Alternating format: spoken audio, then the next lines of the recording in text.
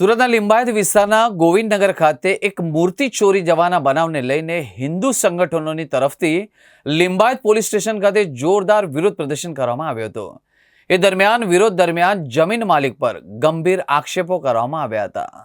લિંબાયતમાં મૂર્તિ વિવાદના કારણે હિન્દુ સંગઠનો પોલીસ સ્ટેશન ખાતે વિરોધ પ્રદર્શન કર્યું હતું।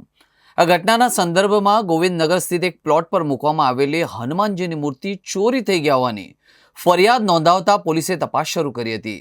આ પ્લોટના માલિક સાથે મૂર્તિ મૂકવાના મામલે પહેલા પણ વિવાદ થયો હતો। વિરોધ પ્રદર્શન કરી રહેલા હિન્દુ સંગઠનોના પ્રતિનિધિઓએ આરોપ મૂક્યો છે કે જમીન માલિકે જાણીબૂજીને મૂર્તિ દૂર કરવાનો આદેશ આપ્યો હતો।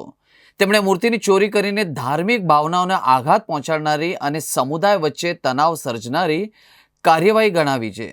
હિન્દુ સંગઠનોએ પોલીસને ચોરી થઈ ગયેલી મૂર્તિ શોધી કાઢવા અને દોષિતો પ્રત્યે કડક કાનૂની કાર્યવાહીની માંગ કરવામાં આવી હતી। તેમણે આ બાબતમાં જમીન માલિક સામે પણ કાર્યવાહીની માંગ કરી હતી।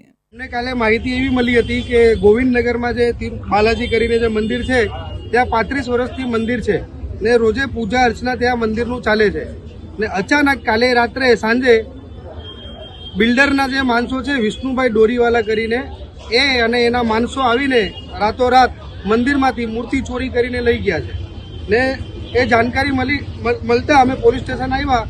સાહેબને મળ્યા પીઆઈશ્રીને કીધું કે સાહેબ ફરિયાદ કરો, આમાં જે મૂર્તિ ચોરીને અચાનક લઈ ગયો છે એની ઉપર ફરિયાદ દાખલ કરો।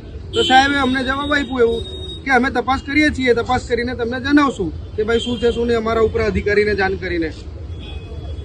એ છતાં બી અમને 24 કલાક થઈ ગયું, હમણાં સુધી મૂર્તિ પાછી આવી નહીં ને ફરિયાદ બી દાખલ નહીં થયું। એટલે અમારો બજરંગ દળ અહીંયા પ્રદર્શન કરે છે પોલીસ સ્ટેશન ને અમારી એવી માંગણી છે કે ભાઈ તરત ને તરત મૂર્તિ પાછી આવે ને ત્યાં પૂજા અર્ચના મંદિરમાં ચાલુ થાય અને જેને મૂર્તિ ચોરી કરી છે એની ઉપર ફરિયાદ દાખલ થાય।